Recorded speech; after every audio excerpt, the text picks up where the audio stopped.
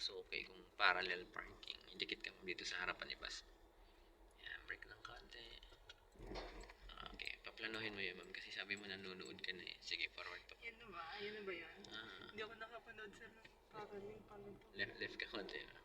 Start tayo, stop. Brake. Ang una mo kasing titingnan, ma'am, sa parallel, yung haba ng slot kung kasya ka. Yes. Ayan na naman sila, ma'am.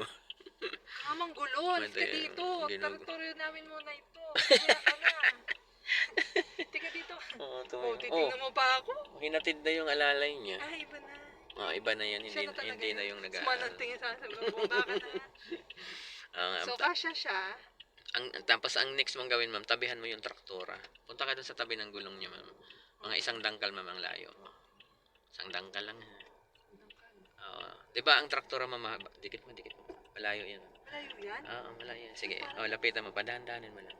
Dikit mo pa. Yan. Mas maganda yung dikit, ma'am, kaysa malayo. Kasi pag malayo, ma'am, ang distance mo, malayo din ang atras. Yan, stop. So, ang likod ng kotse mo, ma'am, dito mo dapat ipantay. Kasi sa ito yung... uso niya. look, ma'am, likod yan. Ayun yung uso niya, ma'am, may pang sandok. Buang talaga. Oo. Di ba yung pang sandok? Yes, Oo. okay. Diretso mo yung manibela. Pantay mo. Yan, ganyan. Diretso pa. Basta tansyahin mo, ma'am, yung likod natin, likod niya, pantay. Kasi pag ang nakapark dito, ma'am, bios, side mirror lang.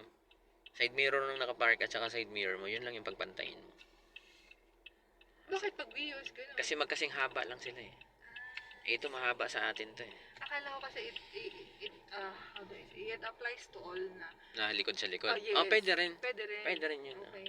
Pero pag tumabi ka kasi dun, ma'am, sa BIOS, tapos tinapat mo yung mirror mo dun sa mirror ng BIOS na nakapark, di BIOS din tayo, ayun na rin yung likod mo. Easy. Okay. Pero pag mahaba, likod sa likod talaga. Sige. Reverse na ako. Hindi, forward ka pa. Ay, forward pa ako. Yan, iano mo po yung likod natin dito. Sige lang, tansya-tansyahin mo lang. Huwag mo madaliin. Para ma-apply mo siya ng maayos. Tansyahin nyo, pakiramdam. Kita mo ba siya dito? Ayan yung likod niya, yung bumper niya. Pag lumingon ka, pwede rin. Ikaw, ma'am, pakiramdam. Okay na. Okay na. Sige, reverse ka na. Pwede na yan, reverse. Ayan. Tapos ang gawin mong turn, ma'am, di ba, right? Isang turn lang, ma'am, sa right. Isang turn lang, isang ikot lang. Isang ikot lang. Ayan. Okay. Tapos atras. Pag atras mo ngayon, ma'am, kailangan mabagal lang. Siyempre, yung side mirror mo na to, ma'am, ilalagpas mo to sa likod nitong traktora na to. Kasi ikot ko pa to? Hindi pa. Okay lang yan. Hold mo lang yung isang turn na Hold ko yan. lang yan. Tapos, sige na po. Ang mahalaga dito, ma'am, yung side mirror mo, ma'am, lumagpas sa likod dito. Sa ilaw. Parallel nga pala to. Parallel yan. Hindi yan perpendicular. Yes. Tapos, yung balikat niyo, ma'am. Pag may plate number, ma'am, si traktora, saan nakalagay? Sa taas? Oo, yung sa gitna, yung may ganyang bakal. Di ba gitna ang plate number madalas, di ba? Yes. Bihira yung gilid eh. So, ang balikat niyo, ma'am, itapat mo dun sa may lagay ng plaka. So, kung mababa yung sasakyan, balikat ko. Balikat tapat pa. mo lang, tapat.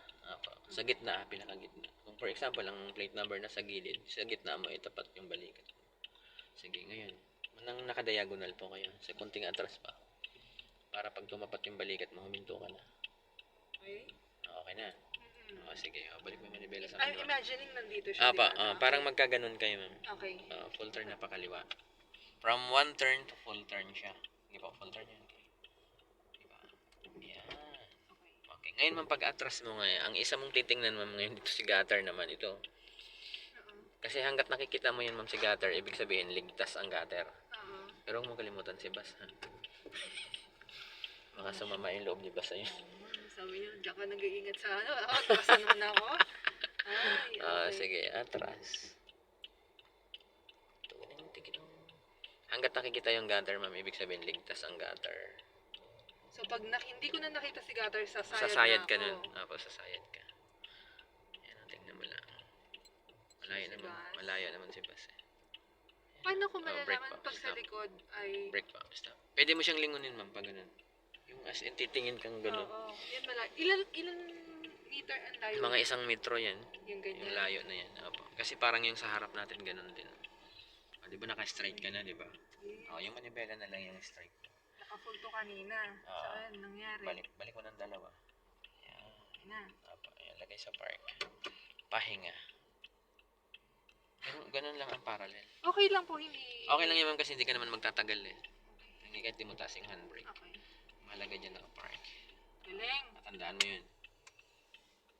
Kailangan kong practicein yun pagka sa susunod. Kaya ang gawin natin, ma'am, pwede tayong umikot ulit, tapos ulitin natin yung doon, tapos balik tayo dito. Okay. Parallel parking at perpendicular.